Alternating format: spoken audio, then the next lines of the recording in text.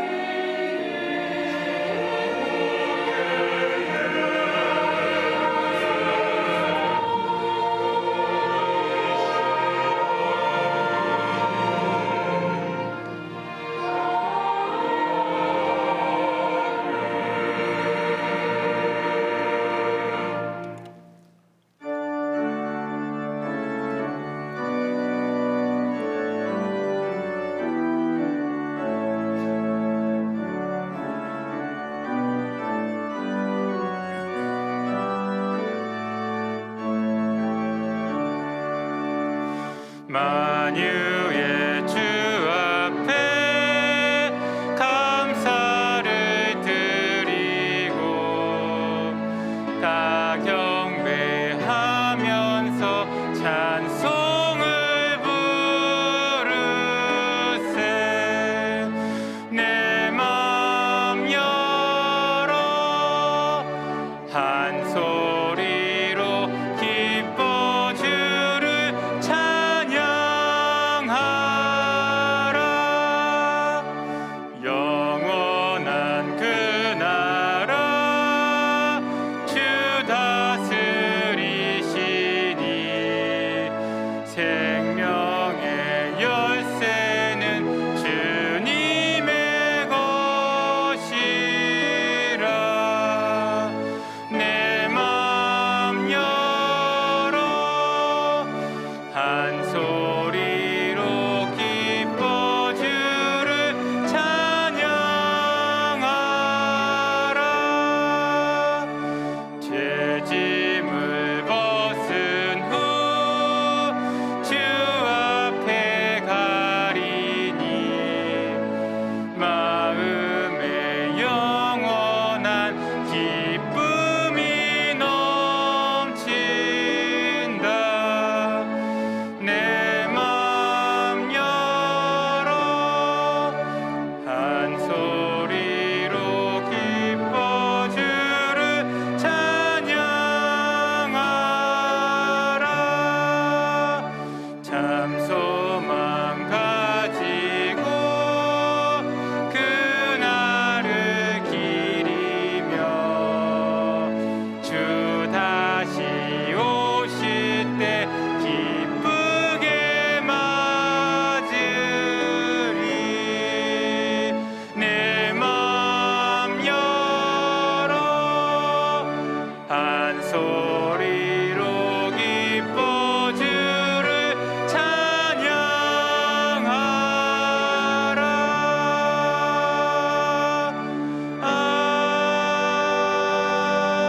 아멘.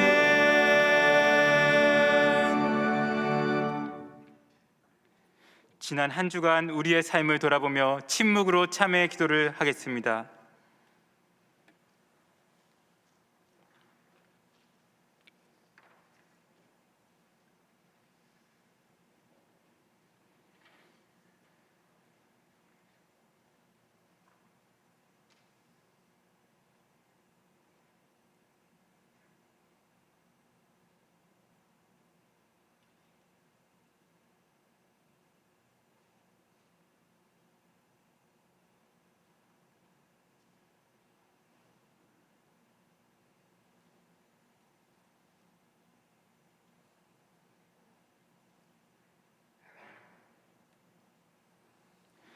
하나님께서 주시는 사죄의 말씀입니다. 그가 우리를 흑암의 권세에서 건져내사 그의 사랑의 아들의 나라로 옮기셨으니 그 아들 안에서 우리가 속량 곧 죄 사함을 얻었도다. 아멘.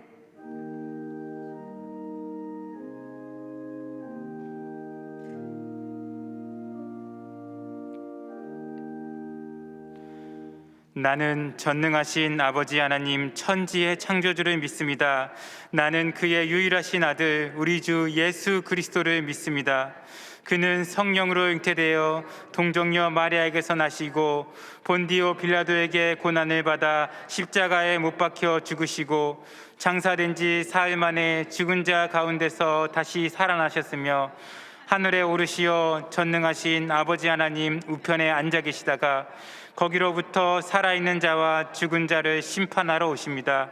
나는 성령을 믿으며 거룩한 공교회와 성도의 교제와 죄를 용서받는 것과 몸의 부활과 영생을 믿습니다. 아멘.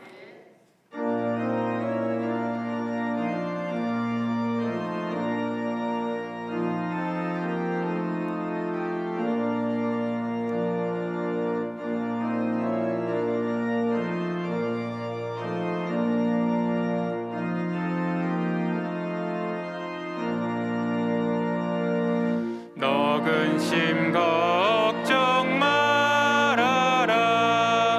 주 너를 지키리. 주 날개 밑에 거하라. 주 너를 지키리. 주 너를 지키리. 아무 때나 어디서나 주 너를 지키리. 늘 지켜주시리.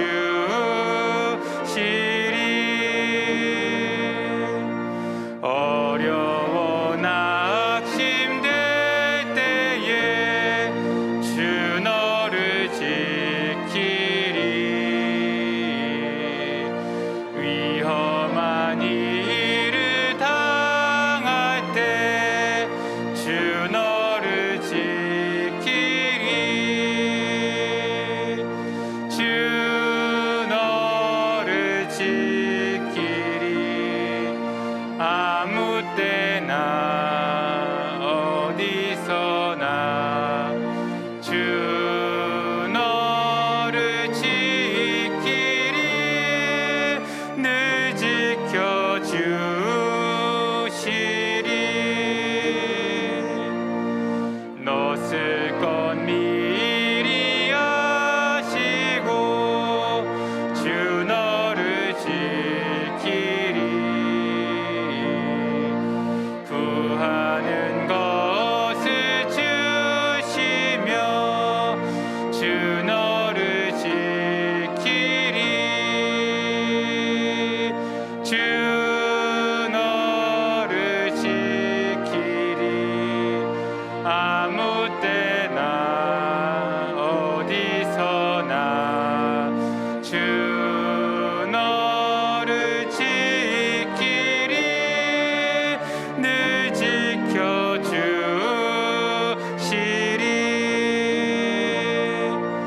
어려운 시험 당해도 주 너를 지키리. 구주의 품에 거하라.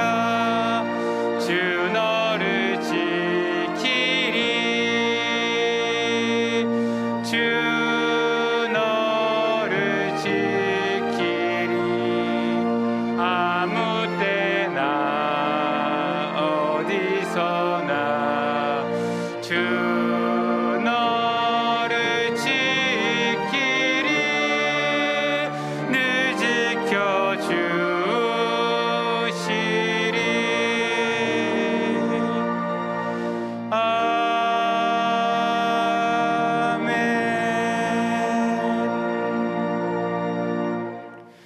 시간 교회 공동 기도 제목으로 함께 기도하겠습니다. 첫째, A국에서 사역하시는 최강의 조혜원 선교사님 한방 침술 의료 사역을 통해 무슬림 지역을 복음화하도록.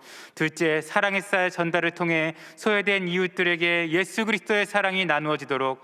셋째, 초중고 전면 등교 시행이 안전하게 진행되고 감염병의 위기를 극복하도록. 오늘 말씀 전하시는 담임 목사님의 영육간의 강건함과 가정과 사역을 위하여 다 함께 기도하겠습니다. 영광 받으시기에 합당하신 하나님, 이 시간 동안의 모든 성도들이 교회를 위하여, 나라와 민족을 위하여, 세계 선교를 위하여 기도합니다. A국의 선교 현장을 하나님 나라로 만들기 위해 수고하는 최강의 조혜원 선교사님 한방 침술 의료 사역을 통하여서 관계 맺는 무슬림들에게 그리스도의 복음을 전할 기회를 주옵소서. 사랑의 쌀 전달을 통해 지역사회 소외된 이웃들에게 예수 그리스도의 사랑이 나눠질 수 있도록 도와주시옵소서. 초중고 전면 등교 시행으로 인하여서 동안의 다음 세대, 또 한국교회 다음 세대를 감염병의 위기 가운데 안전하게 보호하여 주시고 그들을 늘 보살펴 주시옵소서. 담임 목사님을 위하여 기도하오니 건강을 회복시켜 주시고 가정을 늘 보호하여 주시고 한국교회와 동안교회와 코스타를 말씀과 기도로 섬기실 때 힘과 능력을 더하여 주시고 오늘 여호수아 말씀을 전하실 때 이제는 우리가 다르게 살 때임을 알고 하나님의 뜻에 순종하기로 결단하는 시간 되게 하여 주옵소서.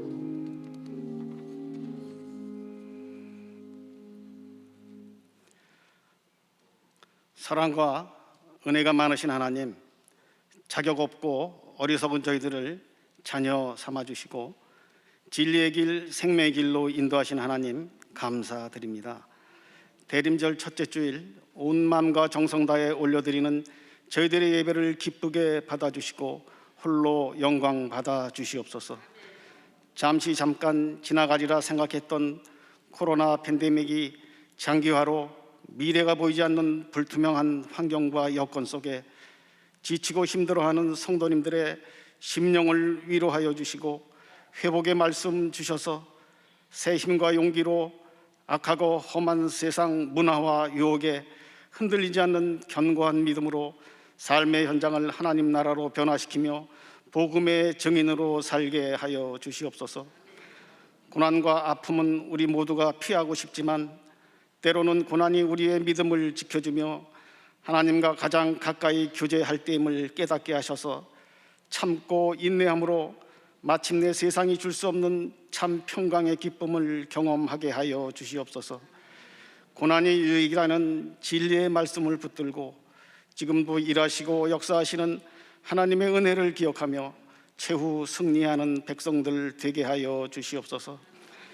하나님, 제한된 예배와 공동체 모임이 장기간 중단됨으로 우리의 작은 믿음마저 잃어버리고 하나님과 멀어질까 두렵습니다. 코로나 바이러스가 속히 지나가고 종식되어 예배가 온전히 회복되며 공동체 안에서 봉사와 섬김, 교제가 일상으로 돌아가는 믿음 생활 되게 하여 주시옵소서.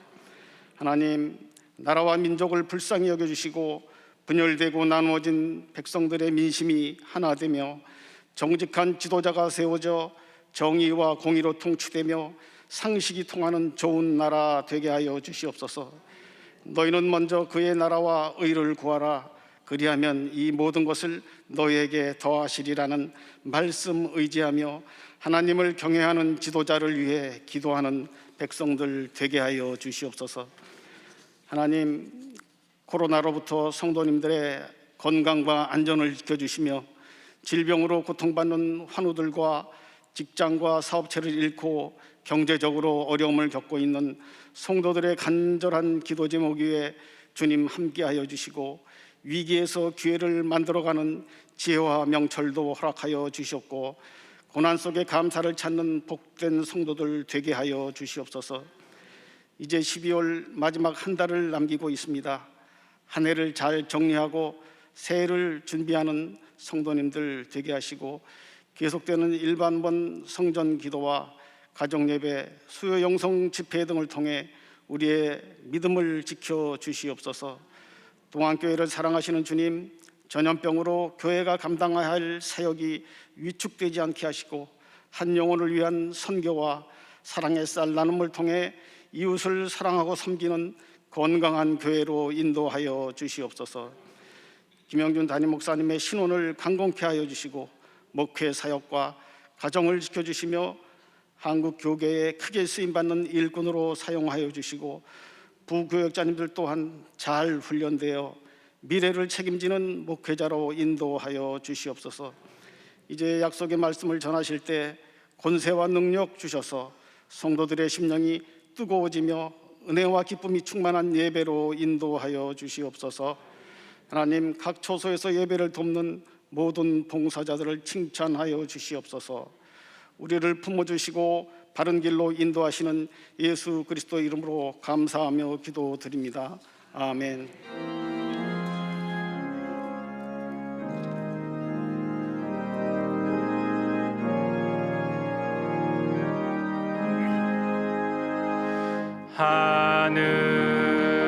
하늘에 계신 아버지,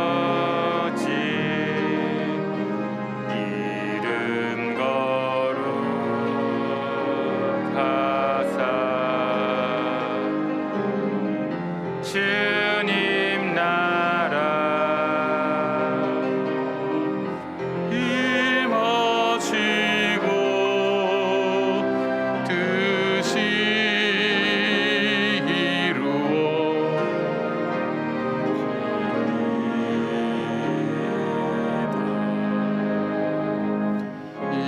일용할 양식 주시고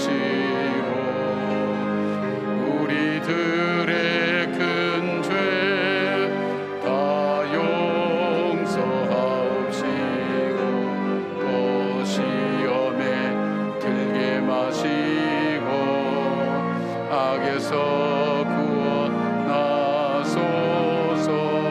대개 주의 나라 주의 권세 주의 영광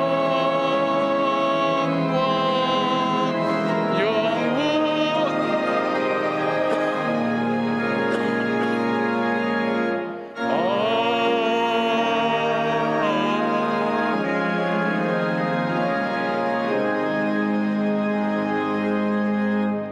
오늘도 예배 자리에 저희들을 불러주시고 하나님께 예배할 수 있는 은혜를 베풀어 주신 하나님 감사를 드립니다. 예수 그리스도의 보혈의 피 의지하여 우리의 죄 허물을 가려 주시고 씻어 주시고 은혜의 보좌 앞에 나가게 하시는 그 주님을 찬양하며 믿음의 예배가 드려질 때에 하나님 응답하시고 우리 가운데 임재하시며 살아계서 저 역사하시는 주의 은혜를 맛보는 복된 예배가 되게 하여 주시옵소서. 한 심령도 우연히 이 자리에 있는 분이 없사오니 아버지께서 택하여 불러주셨사오니 오늘의 필요에 하나님 말씀을 채워주실 뿐 아니라 때를 따라 돕는 주의 은혜로 함께하여 주시옵소서. 기가 막힐 웅덩이와 수렁에서 고난과 시련 가운데 있는 우리의 지체들을 돌아봐 주시고 하나님 저들 속에 고난을 이길 믿음을 주시고 또 인내하며 견뎌낼 수 있는 용기와 힘을 허락하여 주실 뿐 아니라 반드시 승리하게 하실 주님을 바라보는 소망이 넘칠 수 있도록 하나님 함께하여 주시옵소서. 질병으로 고통 중에 있는 우리의 지체들을 기억하시고 특별히 암이나 중환병으로 어려움 중에 장기적으로 치료하는 주의 자녀들 위해 하나님 시간 긍휼히 여기시고 불쌍히 여겨 주셔서 건강을 회복시켜 주시고 다시 일어설 수 있도록 하나님 붙들어 주시오며 하나님 그 주님께서 생명의 주인이시오니 생명을 주님께서 지켜주시고 보호하여 주셔서 이 땅 속에서 하나님의 영광 더 드러내며 하나님께 주님의 뜻을 이루어갈 수 있는 시간과 건강함을 허락하여 주시옵소서. 귀한 예물을 아버지 앞에 올려드렸습니다. 이 예물이 주님 앞에 드려질 때에 우리는 땅의 것을 드리지만 하늘 곳간에 쌓아두시고 썩을 것을 드리지만 썩지 않을 것으로 거두시는 주의 은혜가 저희들 가운데 있게 하시고 주님 드리는 손길에 마음의 소원과 신앙의 고복과 주님을 사랑하는 마음을 담아 싸우니 이 물질이 주님께 드려질 때 주님 영광 받으실 뿐 아니라 드리는 손길들 위에 하나님 주님께서 함께 하셔서 저들의 생업 현장과 자녀손들이 복되게 하시며 주님을 향한 그 뜨거운 사랑들이 하나님 온 열방에 잘 증거되고 전달되기에 부족함이 없게 하시며 하나님의 소원을 품고 기도하는 제목에 선하신 하나님의 응답하심이 있게 하여 주시옵소서. 하나님 우리 자녀들 또한 수능을 치는 가운데 있사오니 하나님께서 함께하여 주시고 주님 역사하여 주시오며 저들의 진로와 미래를 주님께서 주장하여 주시고 인도하여 주시옵소서. 오늘 예배 가운데 함께 하시고 어둠과 악한 영이 역사하지 못하도록 성령께서 함께 하시기를 간절히 원하옵고 예수님의 이름으로 간절히 기도드리옵나이다. 아멘.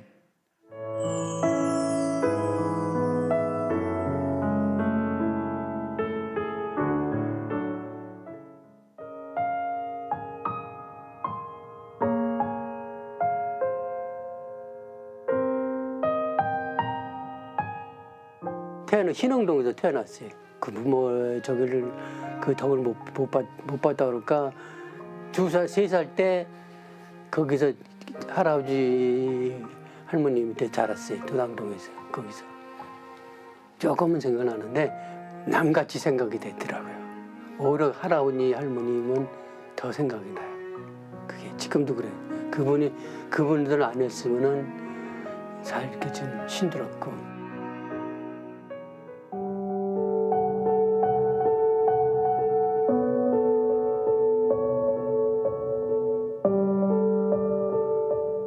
개박했다고 그래요. 성질이. 중학교 3학년 퇴학당했어요. 그 개박한 성격 그 때문에 그 좀 일을 저질렀었죠.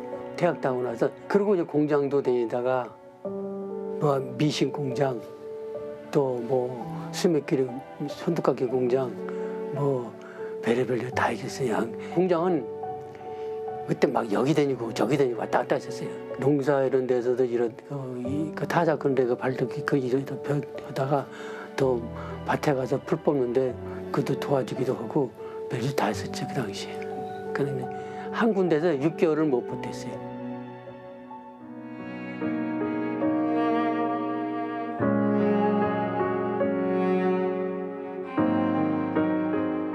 공장 다니다 거기서 만나가지고 학고방이라고 하잖아요. 거기서 살다가 그게 이제 그렇게 됐어요. 78년도 사우디 갈 때 내가 3살 했었어요. 그런데 80년대에 올 때 소문이 이렇게 들어왔냐면 이 집에 그 옛날 여자가 바람났다 이거. 그래가지고 어느 날 보니까 거기서 또 너무 들어오는 거야. 그러면서 갔다 왔길래 끝나자. 우리 80년도에 10월 달에 그때 헤어지고 딱 끝나고 여자랑은 이제 학제를 뗐어요. 외롭게 그 생각이 드는데 내가 어떻게 세상을 살아야 되는가 그 생각밖에 안 들어가요.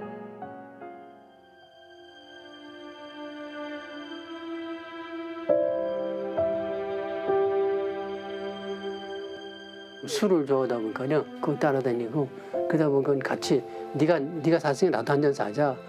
있든 없든 그냥 그 어떻게 흥청망청 쓰게 됐더라고요, 그 당시에. 그러니까 안 보였죠. 안 보였으니까 이렇게 산다 그렇게 됐죠. 그게 뭐 인생이 뭔가 그럴까? 그냥 뭐 그 당시에 후회 없으면 뭐 하겠어요. 성격이 저기다 보니까는 좀 못할 저겠죠.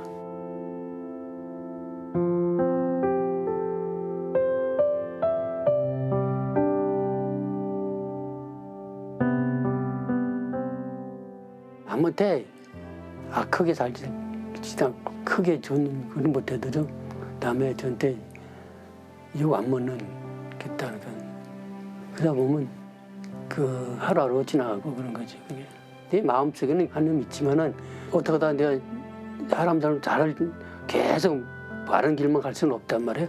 누가 예를 들어 어느 쓰러졌다 그러면 일으키고 싶은 그런 마음. 우리 동안교회는 사랑의 쌀 나눔을 통해 지난 2007년부터 15년째 총 6717포를 예수님의 사랑과 함께 지역의 어려운 이웃들에게 나누고 있습니다. 너무 신경 써주신 거는 동안교회나 복지단 고맙게 생각하죠. 사람은 다른 사람으로 인해서 따뜻해집니다. 고맙다고 건네는 할아버지의 인사가 우리를 참 따뜻하게 합니다. 사랑의 쌀로 이웃들에게 따뜻함을 선물하세요. 우리의 사랑의 살로 이웃들을 함께 사랑을 전달할 우리 모든 분들을 위해서 우리 격려박수 하십시다. 고맙습니다. 참 우리 인생살이 얘기 들어보면 기가 막힌 인생들이 참 많은 것 같아요. 우리의 삶이 어렵다 보니까 어렵게 사는 사람 형편도 알게 되고, 그러다 보니 내가 먹을 것을 조금 떼어서 더 어려운 사람 도와주고 나누어 주는 것이 벌써 우리가 15년, 그 이전부터 있었습니다만은 15년째가 되면서 우리가 우리 지역, 그다음에 남대문 쪽방촌의 어려운 분들을 매년 연말마다 돕고 있습니다. 금년에도 여러분이 어려운 줄 알지만 어려운 중에도 조금씩 우리가 먹을 것을 떼어서 함께 나누어 주는 그런 삶이 되었으면 좋겠습니다. 그래서 순서 우리 주보에 보면 이런 브로셔와 헌금 한 포대에 우리가 3만 원 정도 그렇게 해서 전할 수가 있습니다. 여러분께서 함께 해주셔서 사랑의 마음이 성탄절날 주님의 탄생과 함께 잘 전달될 수 있도록 그렇게 함께 해주시면 고맙겠습니다.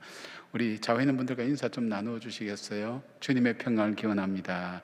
주님의 평강을 기원합니다. 예, 고맙습니다. 감사합니다. 우리 강단 장식도 우리 강단 장식부에서 너무너무 크리스마스 트리 예쁘게 해주셨고요. 또 여러 가지 모습으로 안내도 또 봉사도 섬겨주시는 분들이 얼만큼 귀한지 알 수가 없습니다. 이 코로나로 인해서 많은 경우에 봉사가 없어졌다가 다시 세워나면서 힘들지만 그래도 여러분 봉사하는 분들, 우리 주차하는 분들이나 또 예배 안내하는 분들, 여러분 서로 인사하시면서 반갑게 그 마음들을 함께 나눌 수 있었으면 좋겠습니다. 오늘은 대림절입니다. 우리가 보통 칼렌더 달력이라 그럴 때 계산하는 것이 월력이 있고 그다음에 우리가 그 태양력이 있지 않습니까? 의양력과 음력. 근데 교회에는 교회력이라는 것이 있습니다. 교회라고 말하면 예수님의 오심을 기다리는 대림절부터 사실 새해 첫째 주가 됩니다. 오늘은 교회력으로서는 새해 첫 주일과 마찬가지입니다. 이제 교회력이 시작되기 시작합니다. 주님 오심을 기다리고 또 오심에 대한 것을 성탄절과 더불어서 함께 교회력이 시작되는데, 여러분 이 교회력 시작될 때 정말 이 한 해에 우리가 생활하는 이 삶을 새롭게 시작하는 그런 마음으로 믿음 안에서 여러분의 믿음도 새로워지기를 부탁을 드립니다.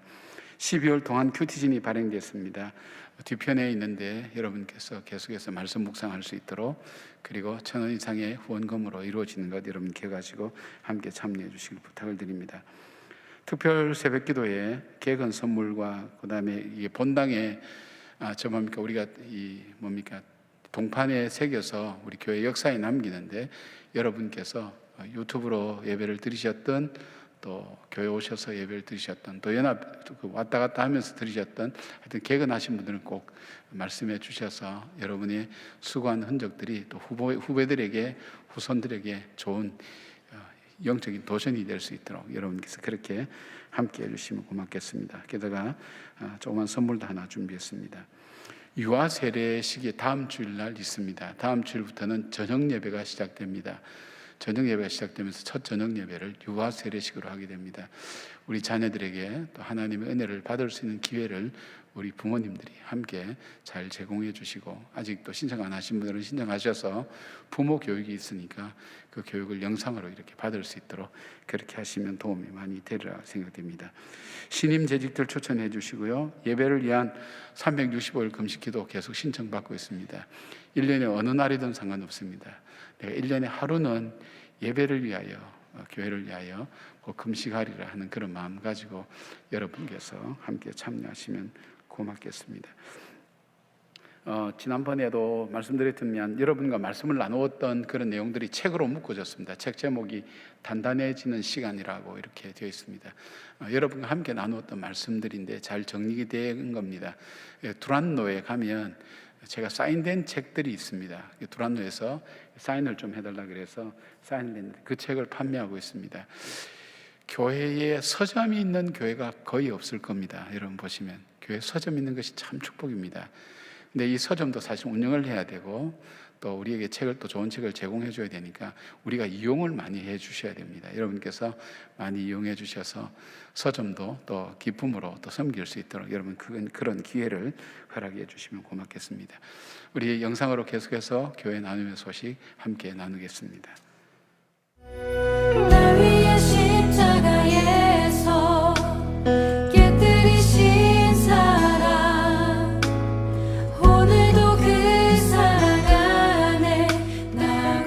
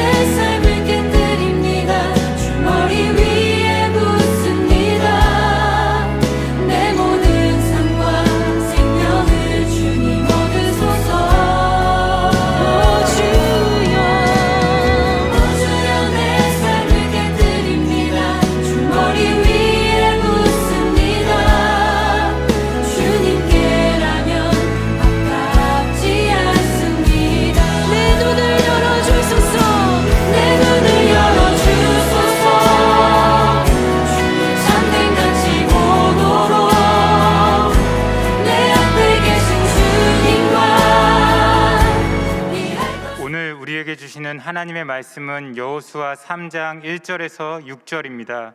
다 함께 일어나셔서 하나님의 말씀을 경청하겠습니다. 또 여호수아가 아침에 일찍이 일어나서 그와 모든 이스라엘 자손들과 더불어 시딤에서 떠나 요단에 이르러 건너가기 전에 거기서 유숙하니라. 사흘 후에 관리들이 진중으로 두루다니며 백성에게 명령하여 이르되 너희는 레위 사람 제사장들이 너희 하나님 여호와의 언약궤 매는 것을 보거든 너희가 있는 곳을 떠나 그 뒤를 따르라. 그러나 너희와 그 사이 거리가 2000규빗쯤 되게 하고 그것에 가까이 하지는 말라. 그리하면 너희가 행할 길을 알리니 너희가 이전에 이 길을 지나보지 못하였음이니라 하니라. 여호수아가 또 백성에게 이르되 너희는 자신을 성결하게 하라. 여호와께서 내일 너희 가운데에 기이한 일들을 행하시리라. 여호수아가 또 제사장들에게 말하여 이르되 언약궤를 메고 백성에 앞서 건너라 하매 곧 언약궤를 메고 백성에 앞서 나아가니라. 이것은 하나님의 말씀입니다. 아멘.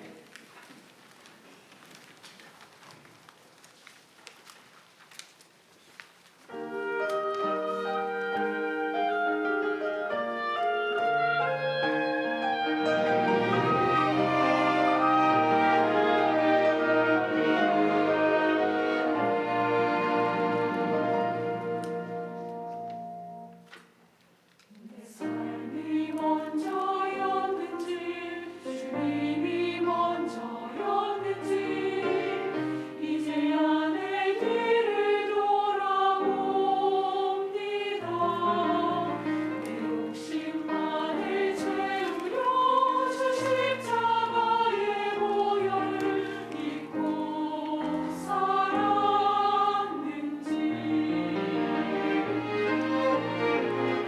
모든 사랑에 주의 영광 가렸는지 이제야 내 뒤를 돌아봅니다. 도망과 욕심이 살아난 주의 영광을 알고 살았는지 이제야 주의 탄식 소리 들리고 이제야 주 얼굴에 눈물 보이니 어리석고 어리석은 죄인을 주여 용서하여 주소서. 나의 모든 진심과 사랑을 주 십자가 위에 숨겨놓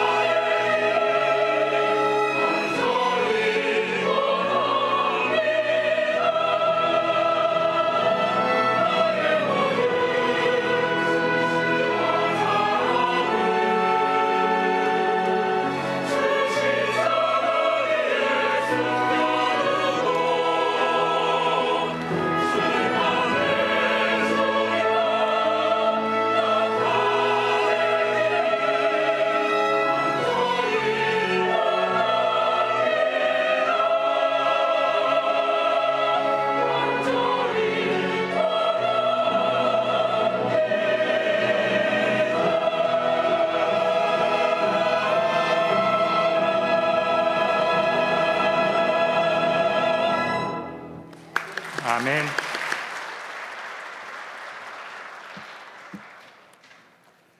귀한 찬양 감사드립니다. 1845년도 오래전 얘기죠. 영국의 탐험대가 북극을 향해서 출발을 했습니다. 당시에 유명했던 선장인 존 플랭클린과 188명의 선원이 탄 이 배는 북극을 향해 출발하게 되었습니다. 2년 정도의 여행을 예상하고 출발하면서 그들은 단지 2주 정도의 여유분만 연료로 준비하고 그렇게 가는 아슬아슬한 그런 여행이 있는지도 모릅니다. 근데 그들이 더 필요한 연료를 실린 것 대신에 그 안에는 뭐가 실려 있었냐면 1200권의 책이 소장된 도서관이 그 배 안에 있었고 중후한 오르간, 고급 접시 세트, 고급 술잔, 화려한 무늬로 장식된 은그릇 등이 가득 차 있었고 더군다나 추운 북극에서 입을 옷은 준비되지 않았고 멋진 해군 복장만 준비되어 있었습니다. 결국 프랭클린 선장과 그 일행은 항해를 끝마치지 못했습니다. 배는 빙산 사이에 끼어서 움직일 수 없었고 선원들은 모두 죽었습니다.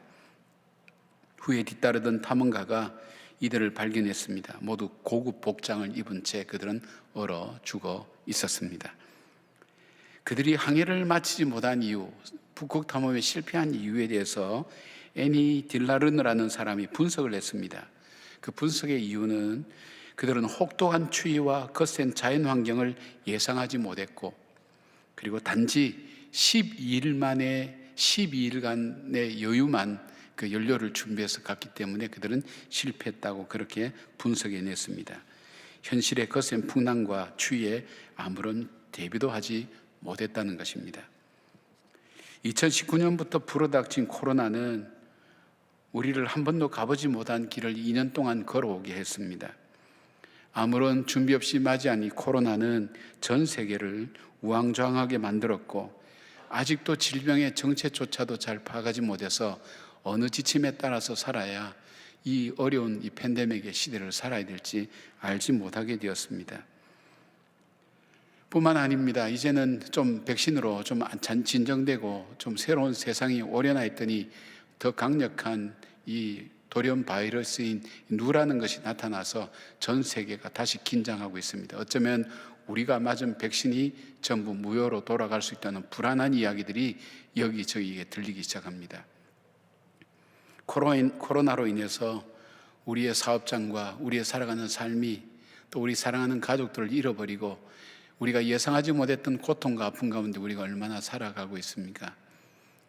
예상하지 못했던 이 일들 때문에 우리가 겪는 사업장과 우리의 삶의 현실 속에서 바로 이 대비하지 못하고 있었던 이것 때문에 당하는 어려움들이 얼마나 많은지 알 수 없습니다.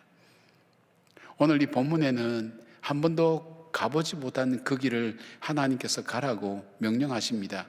요단강을 건너서 가나안 땅으로 들어가라고 하나님께서 명령하십니다. 하나님 말씀이 한 번도 가보지 않는 길, 미지의 길, 두려움의 길이었습니다. 왜 두려움이냐?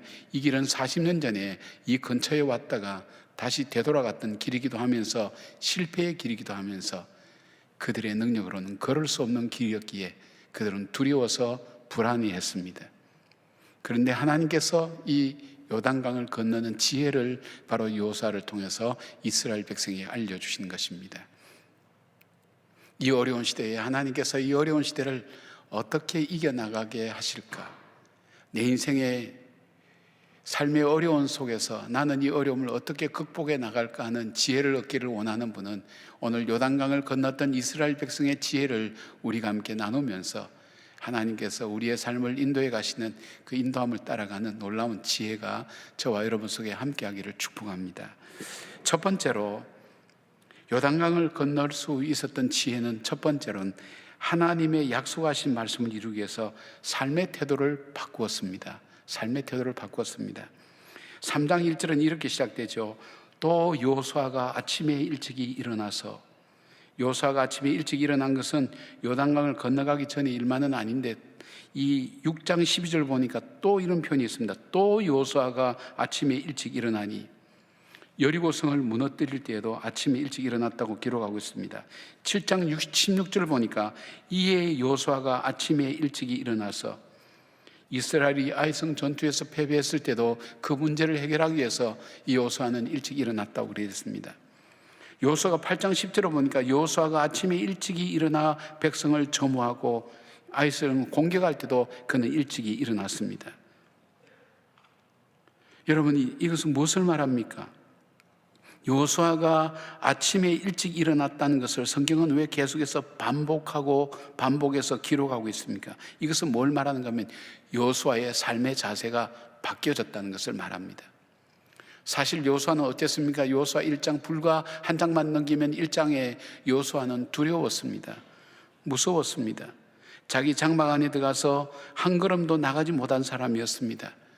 그런데 그에게 임했던 하나님의 말씀, 주의 음성을 듣고 그는 용기를 내어서 두려움의 장막을 박차버리고 나와서 지금 하나님의 언약하신 땅을 이루기 위해서 그 약속의 땅을 향해서 나가는데 삶의 자세를 바꾼 것을 이야기합니다.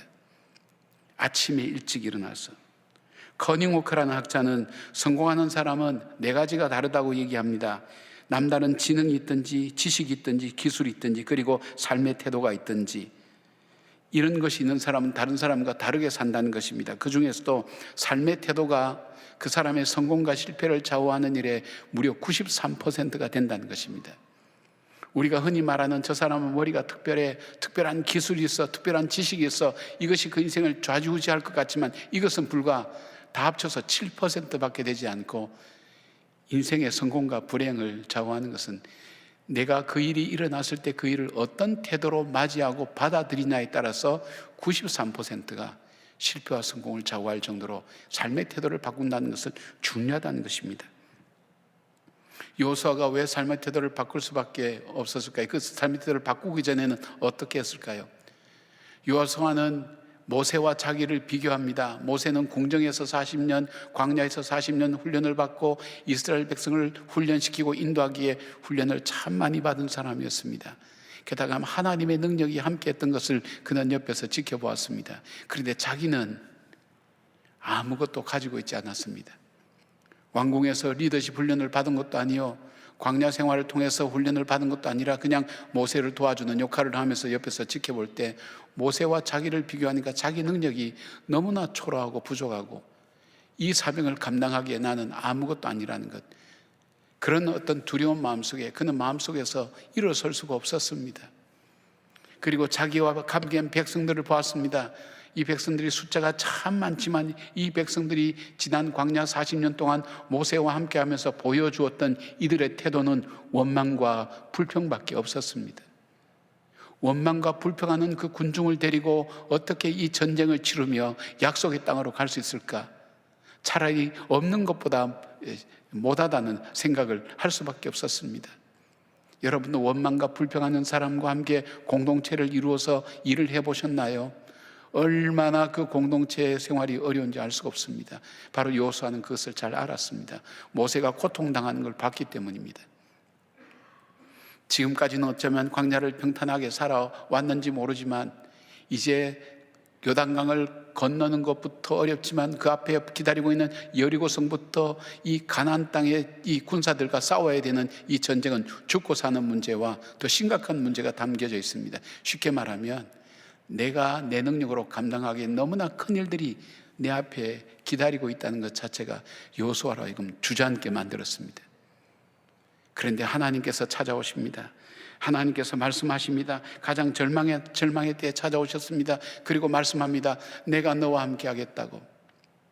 내가 너와 함께 하겠다고. 내가 너를 떠나지 않겠다고. 그리고 내가 저 땅을 반드시 너에게 주겠다고. 두려워하지 말고 염려하지도 말고 내가 하나님의 말씀을 좌로나 우로나 치우치지 말고 그 말씀대로 순종하여 지키면 내가 반드시 저 땅을 너에게 갖도록 차지하도록 주겠다는 하나님의 약속과 그 음성을 듣고 그가 일어나서 다시 그가 하나님의 약속하신 그 땅을 향해 가기 시작했다는 것입니다. 하나님의 음성을 듣고 그의 삶의 자세가 바뀌었습니다. 불안하고 두렵고 불가능하게 보이던 땅이 하나님이 나와 함께 하실 때에 내가 승리하고 이겨낼 수 있는 땅, 도전할 수 있는 땅으로 그에게는 바뀌어지면서 삶의 태도가 적극적으로 바뀌어졌습니다. 여호수아가 왜 아침에 일찍 일어났을까요? 아침부터 업무를 챙기기 위해서 일찍 일어났을까요? 아침부터 사람들에게 뭔가 준비해야 될 것이 있어서 일찍 일어났을까요? 그가 매일매일 일찍 일어났던 것은 뭘까요? 이 하나님의 음성 듣기 위해서 아니겠습니까? 여호수아의 생활은 죽고 사는 문제입니다. 오늘도 전쟁이 있습니다. 오늘 전쟁에 패배할지 실패할지 모릅니다. 전쟁은 이등이 없습니다. 지면 지는 겁니다. 죽는 겁니다. 오늘도 수없이 내가 알 수 없는 수많은 문제들이 내 삶에 밀려올 때 두려움과 무서움이 내 마음을 점령하고 있지만, 그러기에 오늘도 나와 함께 하시고 승리케 하신다는 그 하나님의 음성을 듣고 하루를 시작하지 않으면 이 하루를 어떻게 시작할 줄 모르기 때문에 그는 새벽 일찍 일어나서 하나님과 교제하며 주의 음성을 듣고 주님의 그 약속을 다시 붙들고 삶의 자세를 하나님이 함께 하심에 두려워할 일이 아니라 나에게는 걸림돌이 디딤돌이라는 확신과 믿음을 가지고 다시 일어서서 도전하게 되는 겁니다. 아침에 일찍 일어났어. 여러분, 아침에 일찍 일어나는 분들은 참 성실한 분입니다. 신실한 분입니다. 그리고 자기 비전과 꿈 있는 사람입니다. 사명으로 사는 사람입니다. 사명이 있기에 생각합니다. 사명이 있기에 그 일에 도전할 수가 있습니다.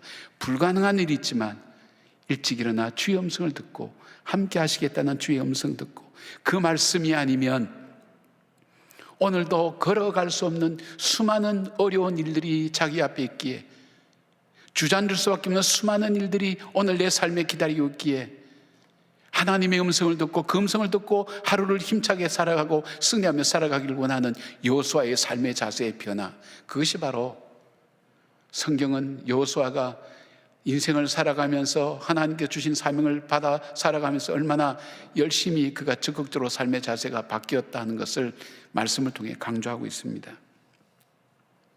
패배주의에 젖은 모습과 낙심과 절망의 현실 앞에서 하나님 말씀으로 달라진 여호수아, 그가 하나님의 음성을 듣지 않고는 일어설 수 없었던 그것을 기억하기에 그 음성 앞에 날마다 아침 일찍 일어나서 하나님 앞에 서는 것입니다.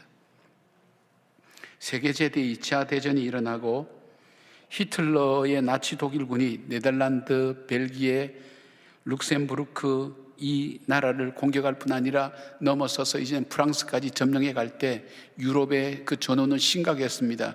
그때에 당시의 영국 수상이었던 윈스턴 처칠이 1940년 5월 13일 영국 의회에서 연설을 했습니다. 그 당시에 영국 국민은 전쟁으로 인한 두려움, 패배주의, 준비하지 못한 그 백성들의 두려움이 그들 속에 가득히 있어서 이 전쟁에서 우리는 이길 수 없다는 그런 패배의식이 그들 속에 미리 자리 잡고 있었습니다. 유명한 연설을 이 윈스턴 처칠이 하고 있습니다. 사랑하는 대영제국 국민 여러분, 우리는 이제 옛 시대를 뒤로하고 새로운 시대를 맞이하기 위해 마지막 기회의 싸움을 앞두고 있습니다. 반드시 이겨야 할 싸움이고 우리는 반드시 이길 수가 있습니다. 우리는 해안에서 싸울 것입니다. 우리는 거리에서 싸울 것입니다. 우리는 들에서도 싸울 것입니다. 우리는 언덕에서도 싸울 것입니다. 우리는 우리의 조국을 수호할 것입니다. 그러나 우리 조국을 수호하고 새로운 세기를 열기 위해서 오늘 모두는 대가를 치를 각오를 해야 합니다.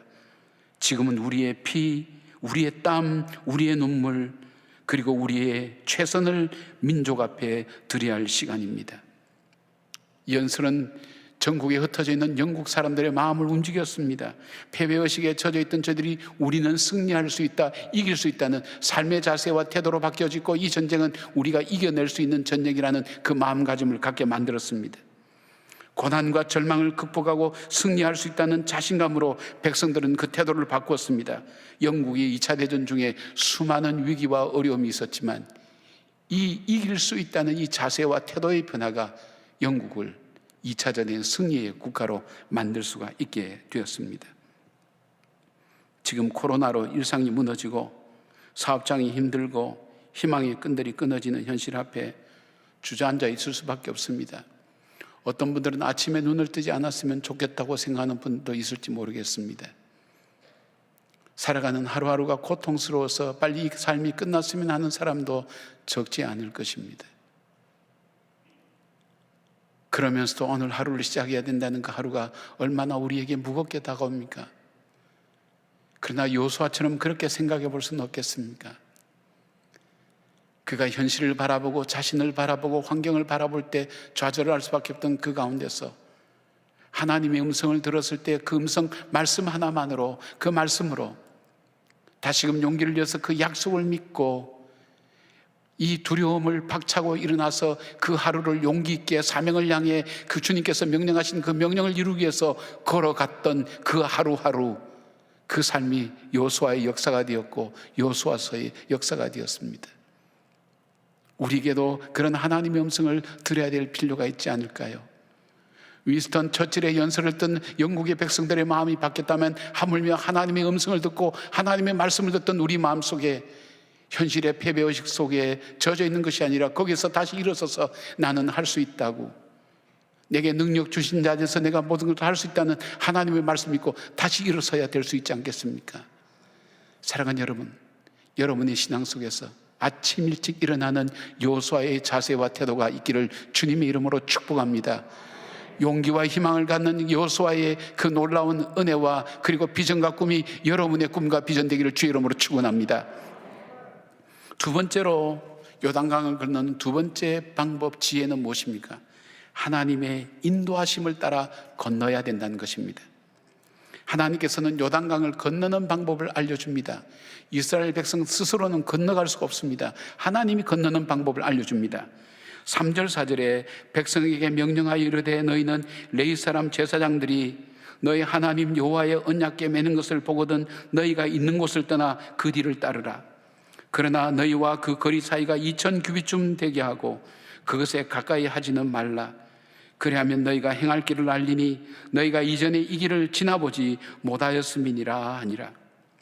하나님은 한 번도 경험해보지 못한 이 미지의 미래를 걸어갈 때에 그들에게 주신 지침이 무엇인가 하면 요단강을 건널 때에도 너희들은 다른 것을 보지 말고 하나님의 법궤가 앞서가는 법궤를 보라는 것입니다. 하나님의 인도하심을 따라하는 것입니다. 이 법궤라는 이 단어가 3장에서 9번, 4장에서 7번 언급되고 있고 대명사를 통해서 4번이나 더 간접적으로 언급되어 있는 이유가 있습니다. 위기와 어려움 속에서, 일촉즉발의 어떤 위기 속에서 이 하나님의 언약궤가 강조되고 있는 이유는 하나님의 언약궤만을 바라보고 가라는 것입니다. 그 하나님의 언약궤는 바로 하나님의 임재하심과 인도하심의 상징이었습니다. 하나님이 친히 앞서 가시겠다는 것입니다. 하나님이 이미 친히 앞서 가신다는 것입니다. 그 하나님이 친히 앞서 가시는 것을 보고 그냥 따라만 가라는 것입니다. 그런데 다음 말씀이 있습니다. 제임스 몽고메리 보이스 목사님은 이 언약궤는 모세와 동일하게 동경하셨던 하나님이시며 아브라함에게 언약을 하신 하나님이시며 세상을 창조하신 동일한 분이라는 것입니다. 아마 여호수아는 아브라함의 하나님, 창조하신 하나님에 대한 생각은 별로 없을 거예요. 그러나 모세는 그는 가까이서 봤어요. 모세가 하나님과 교제하며 하나님과 만나며 하나님께서 모세를 도우고 모세로 하여금 승리하게 하고 여기 광야 생활을 여기까지 하게 하신 그 능력의 하나님, 그래서 여호수아가 힘을 얻은 것이 그 능력의 하나님. 여호수아야, 너가 모세를 알지? 모세가 정말 능력 있게 했지. 모세가 그렇게 능력 있게 살았던 이유가 어디 있니? 그것은 모세에게 있었던 것이 아니야. 나 전능하신 하나님이 그 모세와 함께 했기 때문이야. 그 전능하신 하나님이 이제 너와 함께 할 거야. 그 약속의 말씀을 그는 붙잡았단 말입니다. 그러기에 그 하나님, 능하신 하나님이 앞서 가시는 것을 보게 합니다. 그런데 다른 말씀을 또 하나 주십니다. 4절 보니까 그러나 너희와 그 사이 거리가 2000 규빗쯤 되게 하고 그것에 가까이 가지는 말라. 그리하면 너희가 행할 길을 알리니 너희가 이전에 이 길을 지나보지 못하였음이라 아니라. 한 번도 가보지 않는 길이에요. 그런데 이 법궤를 앞세우고 법궤를 따라가되 2000 규빗, 즉 900m 정도는 뛰어서 가라는 것입니다. 법궤가 하면 한 900m, 인간의 시력으로 일반적으로 볼 수 있는 거리가 1km 정도 된다 그러거든요. 900m 정도를 뛰어놓으라는 거예요. 그러면 사람들이 갈 때 앞 사람의 뒤통수를 보고 가는 게 아니라 법궤를 보고 간다는 거예요. 여러분 한번 생각해 보십시오. 자, 물 속을 지나가는 겁니다. 물을 지나가는 겁니다. 그럼 옆에는 이 물이 세워져서 이 물소리가 샤샤 하는 소리가 들리고 언제 합쳐질지 모르는 그런 소리가 들립니다. 요단강이 갈라져 있으니까. 자, 그런데 앞사람만 바라보고 갑니다. 그러면 염려와 두려움이 찾아올 수밖에 없어요. 하나님께서 그것을 앞사람만 보는 게 아니라 법궤를 바라보고 가라는 거예요. 법궤를, 하나님의 언약궤를 바라보고 가라는 거예요. 자신들의 힘으로는 건넬 수가 없습니다. 여러분, 베드로의 경우도 한번 보십시오. 베드로는 태풍이 몰아치는 바다 위를 걸어오는 예수님에게 예수님 만일 주시면 주님께서 나를 명하사 무리를 걷게 하소서 그렇게 요청하지 않았습니까? 무리를 걸었습니다. 예수님을 바라보고 갈 때는 걸었습니다. 그런데 그가 바다 사람이기 때문에 태풍의 위력을 잘 알기에 태풍으로 시선을 돌리는 순간 그는 바닷물에 빠지고 말았습니다. 손을 뻗어서 주여 나를 도와주소서 할 때 그때 구조를 받았습니다. 무엇을 얘기합니까? 오늘 우리의 삶 속에 하나님이 앞서가시고 하나님이 나와 함께 계시고 하나님이 앞서가신 그 길만 따라가면, 오늘 내 힘으로 살아가지 않고 그 길만 따라가면 그 길을, 그 요단강을 건널 수가 있는데 내가 다른 것을 보거나 다른 것에 관심을 갖게 되면 못 가게 된다는 것입니다. 그러니까 여러분 무엇을 말씀합니까? 오늘 하루를 살아갈 때 우리가 다른 것 바라보고 다른 것 생각하고 자기 입장 생각하고 자기 지식 생각하고 따라가는 게 아니라 내게 주신 그 하나님, 임재하신 하나님, 오늘도 함께 하신 하나님, 나와 동행하신 하나님, 먹이시고 입히시고 나를 보호하시고 공급하시는 그 하나님 지금 나와 함께 하시고 그 하나님이 오늘도 앞서가신다. 오늘도 그 하나님이 앞서가시는 그 길을 나는 따라만 간다. 그 믿음으로 가라는 것입니다. 내 시선이 주님께로부터 멀어지고 환경을 바라보고 내 자신을 바라볼 때 믿음의 길을 더 이상 갈 수가 없습니다. 여호수아가 그랬습니다. 그러기에 그는 하나님만을 바라보라고 말씀합니다. 이스라엘의 실패는 아무리 쉬운 일이라도 하나님의 인도하심을 받지 않았을 때 일어났습니다. 이스라엘의 승리는 아무리 어려운 경우를 할지라도 하나님의 인도하심을 받을 때 승리할 수 있었습니다. 우리가 코로나가 시작되면서 9시 가장 골든타임에 우리가 가정예배를 시작한 이유가 있습니다. 9시는 우리가 한 하루를 정리하고 이제 또 내일을 준비하는 시간인데 굉장히 중요한 시간에 9시 뉴스가 들어옵니다. 우리는 습관적으로 9시 뉴스를 봅니다. 오늘의 하루의 일들. 그런데 그 뉴스를 볼 때 여러분 속에 희망이 되던가요?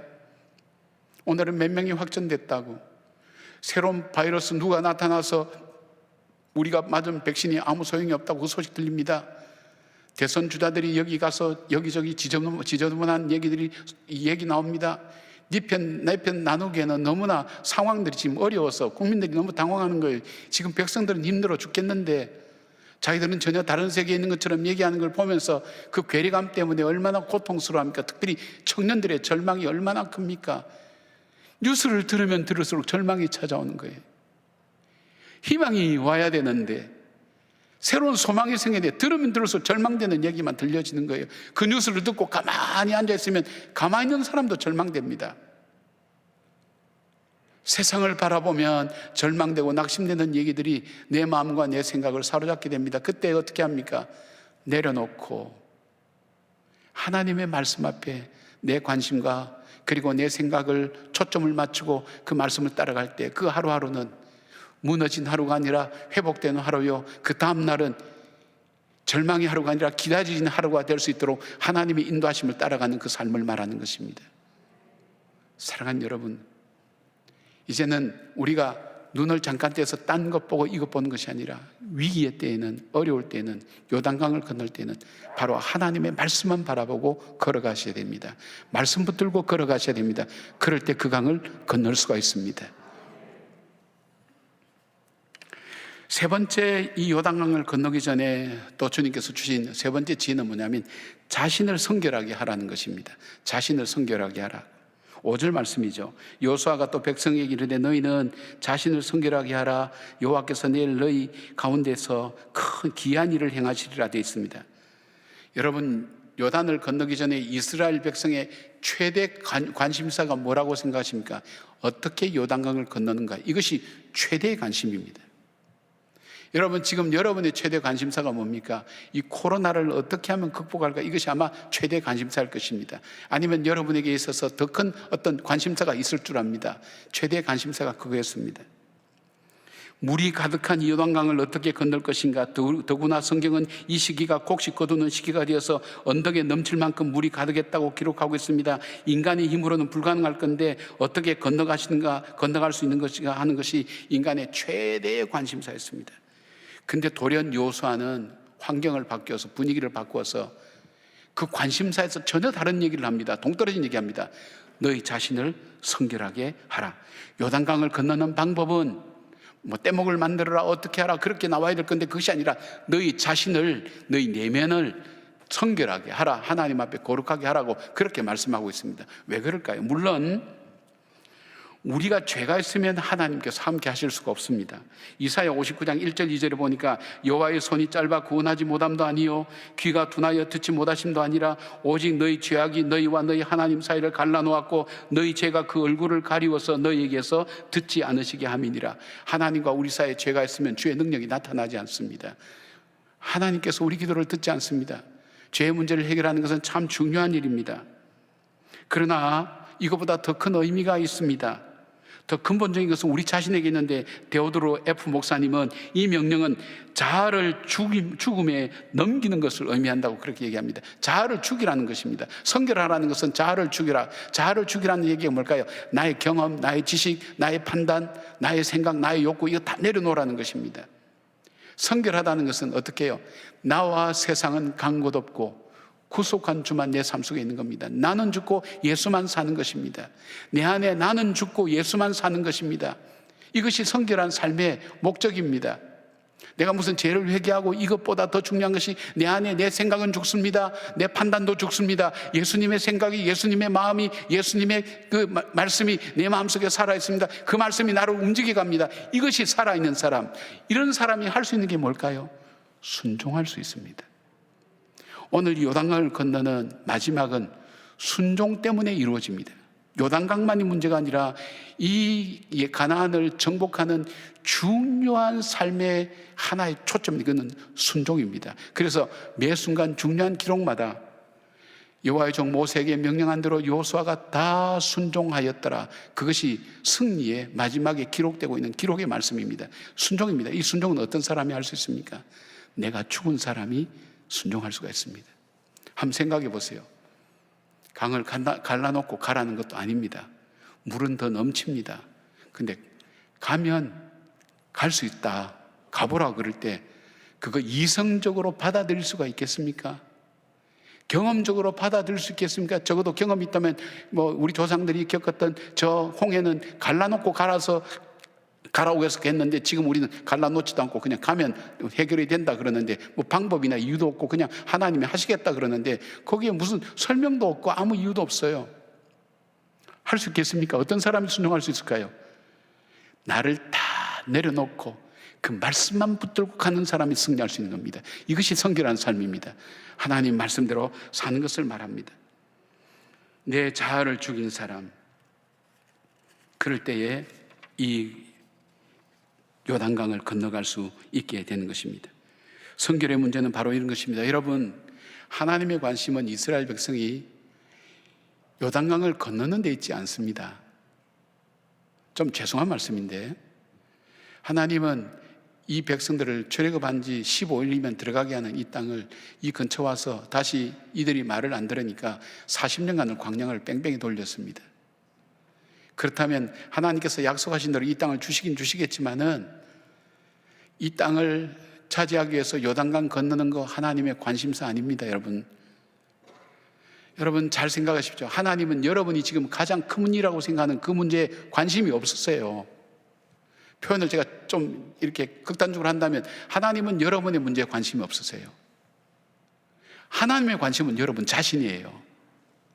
여러분 자신이 변하지 않는데, 여러분 자신이 믿음이 없는데 요단강 건너가면 뭐합니까? 그 강 건너가서 여리고성 차지했지만 다 쫓겨나지 않았습니까? 먼 데 있더라도 그 마음이 성결하게 됐을 땐 주께서 땅끝에서도 불러서 그 자리에 두시지 않았습니까? 그렇다면 주요 목적은 뭘까요? 우리 마음의 문제예요. 믿음의 문제예요. 믿음이 온전히 주님만을 신뢰할 때, 그 믿음 가지고 갈 때 축복의 통로로 사용될 수가 있는 겁니다. 우리나라가 보니까 부자 나라 17개 국가에서 우리 인생을 가장 의미 있게 하는 것이 뭐냐 하니까 우리나라의 1위가 뭐냐면 물질이라고 그랬어요. 아주 특별한 대답이에요. 다른 나라는 가정, 뭐 이런 여러 가지 그런 걸 했는데 우리나라 사람만 물질이다 그랬어요. 물질이 우리 인생을 의미 있게 만든다 그랬어요. 물질이 모든 것의 주인이 되어가고 있는 거예요. 아닙니다, 여러분. 하나님께서 우리에게 관심은 바로 하나님입니다. 내가 믿는지 아니 믿는지. 이 표현은 어디에 나옵니까? 이스라엘 백성이 광야 처음 이 광야길을 건너와서 신명기서에 보면 그런 말씀 나오지 않습니까? 너희들이 40년 이 광야길을 걸은 것을 기억하라. 신명기 8장에 나옵니다. 근데 너희들이 내 말을 듣는지 아니든지 내가 시험하여 보기 위함이라 그랬습니다. 인생의 광야를 만났을 때, 인생의 요단강을 만났을 때 주님은 오늘 우리에게 보시기를 원하는 것이 건너느냐 못 건너느냐가 아니라 그 가운데서도 내 말에 순종할 수 있느냐, 나만을 믿을 수 있느냐 하는 것을 주님께서 보신다는 것입니다. 히브리서 11장 1절에 이렇게 말씀합니다. 믿음은 바라는 것들의 실상이요 보지 못하는 것들의 증거라고 말씀합니다. 믿음을 가지고 말씀에 온전히 순종할 때 주님께서는 그 강을 건너게 하시고 그 강을 건너게 하신 다음 축복의 백성으로 살아가도록 하나님이 인도해 가신다는 것입니다. 존 헉스라는 믿음이 좋은 여인이 있었습니다. 그의 삶은 모든 것이 평안했고 평탄했습니다. 그는 37세가 될 때에 자신의 삶에 주님께서 함께 하시는구나 하는 하나님의 임재를 그가 느꼈습니다. 그때 그 영감으로 시를 쓰게 됐는데 그녀는 이 시를 쓰게 되는 그때 영감을 이렇게 기억합니다. 내 영혼 속에 주님의 임재를 느꼈어요. 그 순간 즐거울 때나 슬플 때 주님이 없다면 어떻게 살 수 있을까 하는 생각이 들었지요. 그래서 매 시간 주님이 필요해요라는 생각을 하면서 이 글을 쓰게 되었습니다. 그 시 내용은 이렇습니다. 은혜로우신 주님, 매 시간 주님이 필요해요. 주님의 부드러운 음성만이 날 평안하게 해요. 주님이 필요해요. 주님이 필요해요. 매 시간 주님이 필요해요. 나의 구세주, 이제 내게 복을 내려주세요. 내가 주님께 나아갑니다. 앤 혹스가 이 찬송이 정말 자기의 찬송이 되기까지는 무려 16년 뒤에 시간이 흐른 다음에 그때서야 깨달았습니다. 행복한 가정에 갑작스러운 남편이 세상을 떠나게 된 겁니다. 남편 한 사람이 떠나는 것이 아니라 사실은 이 여인의 모든 것이 다 무너져 버렸습니다. 살 의욕을 잃어버렸습니다. 삶의 목적을 잃어버렸습니다. 방향을 잃어버렸습니다. 무엇을 해야 될지, 오늘 하루를 어떻게 살아야 될지 알지 못하고 그렇게 살아가게 되었습니다. 그는 괴로워했습니다. 삶의 의욕도 없었습니다. 어떻게 살아야 될지 알지 못할 때 문득 시편 37편 4절 세 번역으로 기쁨은 오직 주님에게서 찾아라는 그 말씀을 그가 읽게 되었습니다. 그 순간 16년 전에 자기가 지었던 그 시를 생각해내게 됩니다. 그리고 그 시를 기억하게 됩니다. 주님, 맞아요. 내 기쁨은 주님이에요. 오늘 나는 주님이 필요해요. 바로 그 주님의 음성 때문에, 주님의 그 말씀 때문에 이 여인은 일어서서 자기 길을, 남은 자기의 생애를 묵묵하고 더 아름답게 걸어갈 수가 있었던 것입니다. 사랑하는 여러분, 오늘 여호수아처럼 나는 내 삶의 이 현실을 살기에는 나는 너무 초라하다고 생각하고 있지는 않습니까? 나를 주변에서 돕는 사람은 아무도 없어. 내가 어려워도 나는 혼자만 당할 수밖에 없어. 그렇게 생각하지는 않습니까? 헤쳐온 것도 힘들어 죽겠는데 앞으로 헤쳐갈 일이 너무 힘들어 주저앉고 계십니까? 어떻게 하시겠습니까? 하나님의 음성을 듣고 일어섰던 여호수아처럼 주님의 음성이 우리에게 필요하지 않습니까? 그리고 앤 혹스 이 여인처럼 어떻게 살아야 될지 모르는 이 가운데 오늘 내게 말씀하시는 그 주님의 음성이 나로 오늘을 살게 하고 내일을 살게 하고 내 삶을 의미 있게 만드는 바로 그 주님이 오늘 나는 필요합니다. 그 고백이 오늘 저와 여러분의 고백이 아니겠습니까? 그 고백의 찬양, 우리가 함께 찬양하며 오늘도 이 시간도 나와 함께 계시면 내 앞서서 가시는 그 주님을 따라가는 그래서 인생의 요단강을 건너가는 고난과 시련을 이겨내는, 반드시 믿음으로 극복하고 가나안 땅을 차지하는 바로 여호수아의 승리가 여러분의 승리가 되기를 주의 이름으로 축원합니다. 아멘. 기도하겠습니다. 아버지 고맙습니다. 주님의 음성이 필요합니다. 수많은 말 속에 주 음성 외에는 더 기쁨이 없습니다. 그 음성 듣기를 사모하고 그 음성 듣고 일어서기를 사모하는 주의 백성들 위해 주님 이 시간 함께하여 주셔서 성령의 영으로 강력하게 붙들어 주시고 그 마음속의 흑암과 절망의 세력들을 다 몰아내게 하여 주시오며 승리하게 하시고 다시금 새로운 희망이 솟아날 수 있도록 붙들어 주시옵고 새 소망을 가지고 믿음으로 걸어가는 주의 백성들 되게 하여 주시옵소서. 예수님의 이름으로 기도드리옵나이다. 아멘. 다 함께 일어나셔서 찬송가 446장 찬양하겠습니다.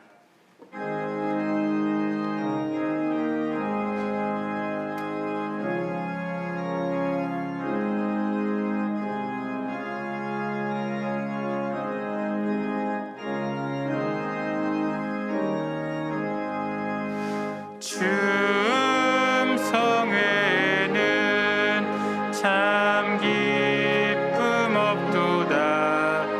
날 사랑하신 주 늘 계시옵소서. 기쁘고 기쁘도다. 항상 기쁘도다. 나 주께 왔사오니 복 주옵소서. 나 주께 왔으니 복 주시옵소서. 주 함께 계시면 큰 시험이 기네. 기쁘고 기쁘도다. 항상 기쁘도다. 나 주께 왔사오니 복 주옵소서. 주 떠나가시면 내 생명 헛되네. 기쁘나 슬플 때 늘 계시옵소서. 기쁘고 기쁘도다. 항상 기쁘도다. 나 주께 왔사오니 복 주옵소서. 그 귀한 언약을 이루어 주시고 주 명령 따를 때 늘 계시옵소서. 기쁘고 기쁘도다. 항상 기쁘도다. 나 주께 왔사오니 복 주옵소서.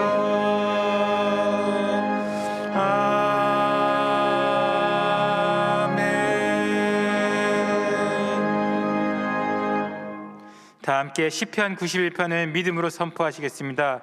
자막을 보고 함께 낭독하겠습니다.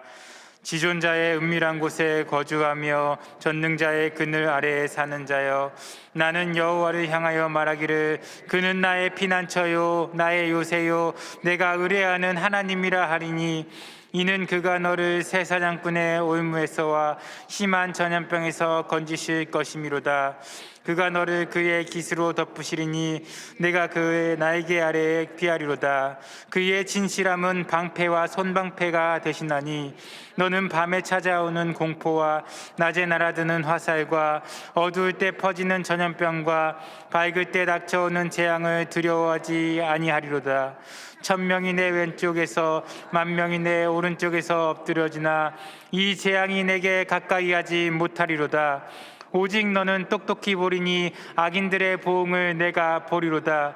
내가 말하기를 여호와는 나의 피난처시라 하고 지존자를 너의 거처로 삼았으므로 화가 내게 미치지 못하며 재앙이 내 장막에 가까이 오지 못하리니 그가 너를 위하여 그의 천사들을 명령하사 내 모든 길에서 너를 지키게 하심이라. 그들이 그들의 손으로 너를 붙들어 발이 돌에 부딪히지 아니하게 하리로다. 내가 사자와 독사를 밟으며 젊은 사자와 뱀을 발로 누르리로다. 하나님이 이르시되 그가 나를 사랑한즉 내가 그를 건지리라. 그가 내 이름을 안즉 내가 그를 높이리라. 그가 내게 간구하리니 내가 그에게 응답하리라. 그들이 환난 당할 때에 내가 그와 함께하여 그를 건지고 영화롭게 하리라. 내가 그를 장수하게 함으로 그를 만족하게 하며 나의 구원을 그에게 보이리라 하시도다. 아멘. 이제는 우리 주 예수 그리스도의 은혜와 우리 하나님의 사랑과 성령님의 함께 하심이 인생의 요단강 앞에서 하나님의 지혜를 구하며 앞서가신 주님, 함께 계신 주님, 나에게 오늘도 말씀하시는 그 주님의 음성을 듣고 살기로 다짐하는 예배를 드린 하나님의 사람들 한 분 한 분 머리 위에 우리 교회와 이 땅의 교회들과 이 민족 위에 지금부터 영원까지 함께 하시기를 간절히 축원하옵나이다. 아멘.